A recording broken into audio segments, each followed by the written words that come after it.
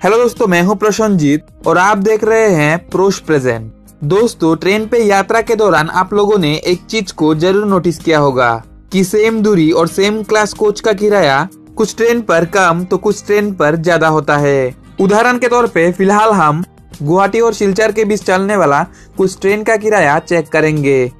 दोस्तों, जैसे कि आप लोग देख रहे हो, गुवाहाटी और सिलचर के बीच चलने वाला ट्रेन नंबर 05615 की स्लीपर कोच का किराया 240 रुपया है, जबकि उसी रूट की दूसरी ट्रेन जिसकी संख्या 03175 है, उसकी स्लीपर कोच का किराया 385 रुपया है। जबकि ये दोनों ट्रेन गुवाहाटी से उसी रूट से होते हुए सिलचर तक जाएगी और उनकी कोच भी सेम है। फिर भी इन दोनों ट्रेन की सेम कोच की किराया में 145 रुपया का अंतर है। लेकिन ऐसा क्यों? तो दोस्तों, आज की इस वीडियो में हम इसी बात को लेकर चर्चा करेंगे।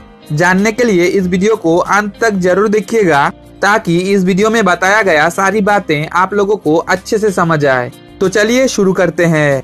दोस्तों, सेम दूरी और सेम क्लास कोच का किराया कुछ ट्रेन पर कम और कुछ ट्रेन पर ज्यादा इसलिए लिया जाता है क्योंकि आप लोगों को पता होगा कि हमारी रेलवे ने पैसेंजर ट्रेनों को कई सारा कैटेगरी में विभाजित किया है, जिनमें superfast, mail, express, intercity, passenger, Duronto, Rajdhani, Shatabdi आदि शामिल है, ताकि लंबी दूरी और कम दूरी की ट्रेनों के बीच अंतर किया जा सके और उन ट्रेनों को जरूरत के अनुसार तेज गति और धीमी गति पर चलाया जा सके और उन ट्रेनों की यात्रियों के लिए जरूरत के अनुसार अच्छे से अच्छे सुविधा उपलब्ध किया जा सके और उसके बदले उन ट्रेनों पर दिया गया सुविधा और प्रायोरिटी के अनुसार यात्रियों से किराया लिया जा सके।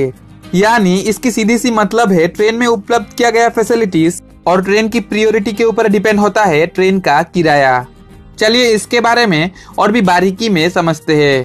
दोस्तों, एक पैसेंजर ट्रेन की किसी भी कोच का किराया किसी सुपरफास्ट या एक्सप्रेस ट्रेन के मुकाबले काफी कम होता है, चाहे उनकी दूरी सेम ही क्यों ना हो।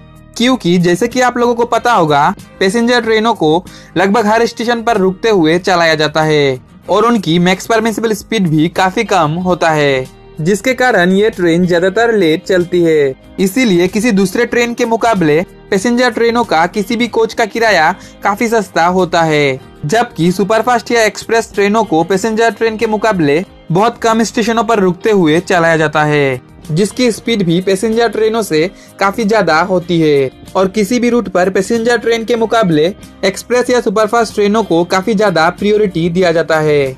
इसीलिए सेम डिस्टेंस और सेम कोच होने के बाद भी पैसेंजर ट्रेन के मुकाबले सुपरफास्ट या एक्सप्रेस ट्रेनों का किराया काफी ज्यादा होती है। बिल्कुल इसी तरह सिर्फ स्लीपर क्लास कोच की ही नहीं बल्कि जनरल क्लास से लेकर chair car, third AC, second AC और फास्ट एसी पर भी ट्रेन के प्रायोरिटी के अकॉर्डिंग उनकी किराया ऊपर नीचे होती है। तो दोस्तों, मैं उम्मीद करता हूँ कि सेम दूरी और सेम क्लास कोच का किराया कुछ ट्रेन पर ज्यादा तो कुछ ट्रेन पर कम क्यों होता है, इस बात को लेकर आप लोगों का डाउट क्लियर हो गया होगा। फिर भी अगर आप लोगों के मन पे कुछ सवाल या सुझाव हैं तो कमेंट सेक्शन पर जरूर बताइए। और दोस्तों, अगर आप में से कोई इस चैनल पर नया हो या अभी तक इस चैनल को सब्सक्राइब नहीं किया तो इस YouTube चैनल को सब्सक्राइब कर लीजिए, क्योंकि ऐसे ही रेलवे से जुड़ी छोटी छोटी इन्फॉर्मेटिव वीडियो और अपडेट आपको इस चैनल पर मिलता रहेगा। तो चलिए मिलते हैं अगले वीडियो पर और धन्यवाद इस वीडियो को अंत तक देखने के लिए।